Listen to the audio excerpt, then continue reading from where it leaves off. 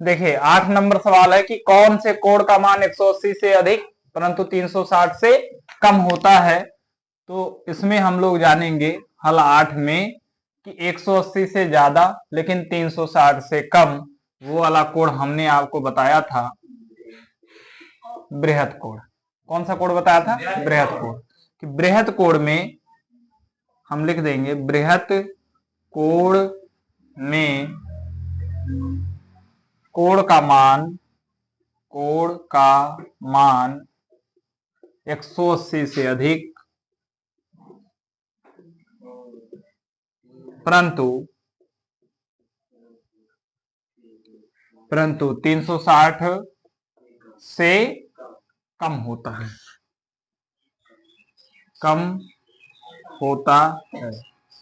Example अगर बनाना चाहो तो देखो, ये वाला कोण शून्य, ये वाला समकोण, और अगर इस पर करोगे तो ये सब अधिक कोण है, ये वाला आपका अधिक कोण है। इस तरीके से बनाओगे तो ये अधिक कोण होता है। अगर सीधा बना दोगे ऐसे तो ये कौन सा रेखिक कोण होता है। और अगर नीचे की ओर कोई भी कोण बनाओगे तो ये सारा का सारा कोण बृहत कोण होता है। तो ये 180 से नीचे जाओगे तो बढ़ जाएगा, ये सब 180 से अधिक वाला कोण है। और 360 से ये कम है, क्योंकि 360 कब होता है? जब ये पूरा घूम जाए तो 360 हो जाता है। ठीक है, तो ये आपका हो गया 8 नंबर। अब बात करते हैं 9 नंबर। हल 9 में लिखा यदि दो कोण एक दूसरे के पूरक हैं तब वो किस प्रकार के कोण होंगे। अगर दोनों एक दूसरे के पूरक हैं तो किस प्रकार के कोण होंगे। पूरक कोण का योग कितना होता है? 90 डिग्री। मतलब यहां सबसे पहले हम ये लिखेंगे कि दो पूरक कोण का योग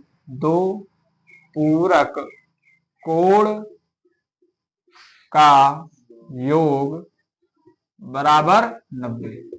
मतलब कि अगर आप एक कोण मान लो यक्स, माना पहला कोण यक्स और दूसरा कोण वाई, तब यक्स प्लस वाई बराबर हो जाएगा 90। और जब दोनों 90 से कम है, क्योंकि दोनों कोण 90 से कम होगा, अगर आप इसको ऐसा लिखो कि वाई ये यक्स उधर चला जाए तो 90 माइनस यक्स होगा। और अगर वाई को उधर ले जाओ तो यक्स बराबर क्या हो जाएगा? 90 माइनस वाई। तो कहीं ना कहीं दोनों कोण वाई कोण और यक्स कोण दोनों 90 से कम, क्योंकि 90 में से कुछ भी घटाओगे तो 90 से कम होगा और 0 से ज्यादा होगा।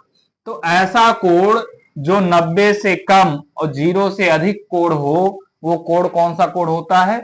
न्यून कोण। तो यहां हम लिखेंगे कि वह कोण,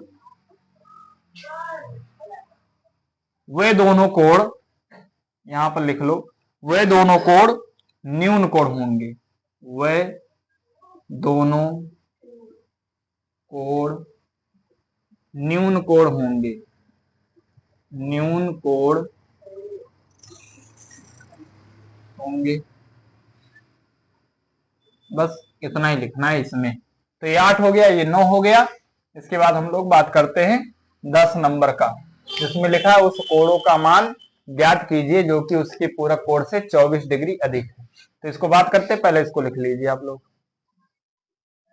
देखिए पूरक कोण में हमने एक चीज आपको बताया था कोण बनाना, कि पूरक कोण एक बार और बता देते ताकि आप लोग को याद रहे कि जैसे ये ए है, बी है, यहाँ पर ओ है, तो ये दोनों एक दूसरे के पूरक कोण हैं।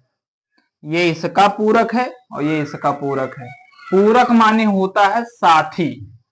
अब अगले सवाल में हम लोग जानते हैं 10 नंबर में और विस्तृत बढ़िया तरीके से कि पूरक कोण होता क्या है, एक बार फिर से सीखेंगे आप लोग।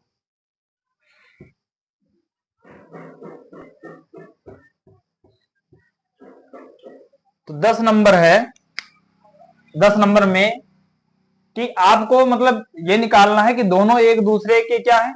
पूरक है, लेकिन पहला वाला जो पूरक है वो दूसरे से 24 ज्यादा है। तो माना पहला पूरक कोण x और दूसरा पूरक कोण y। लेकिन जो पहला वाला है वो दूसरे वाले से 24 ज्यादा है, मतलब दूसरे वाले में जब 24 जोड़ोगे तब ये x के बराबर होगा, इसका मतलब ये हुआ। और पूरक में दोनों कोणों का योग कितना होता है 90 डिग्री। तो हम क्या करेंगे x प्लस वाई बराबर 90, दोनों का योग कितना 90 डिग्री। अब x बराबर कह रहा है कि y प्लस 24, यहां से आपको क्या मिला y प्लस 24, तो x की जगह आप रख दोगे y प्लस 24 और प्लस ये वाला y, ये वाला प्लस और ये वाला y, और बराबर यहां से बराबर और यहां से 90। y y दो बार है तो दोनों क्या होगा जुड़ जाएगा, 2y हो जाएगा, और ये प्लस 24 बराबर 90। 24 उस तरफ जाएगा तो 2y equal to 90 minus 24, 90 minus 24। अब 2y बराबर 90 में से 24 जाएगा, कितना बचेगा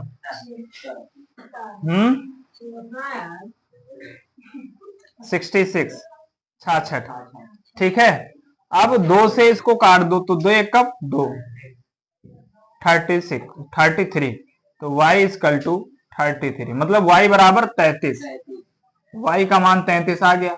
लेकिन अभी आपको x का मान निकालना है, तो x बराबर यहां पर दिया हुआ है, उसे लिख लो कि x बराबर दिया क्या है, तो x बराबर दिया है y प्लस 24। y का मान आ ही गया, आपको मिल गया 33, तो यहां लिख दो 33।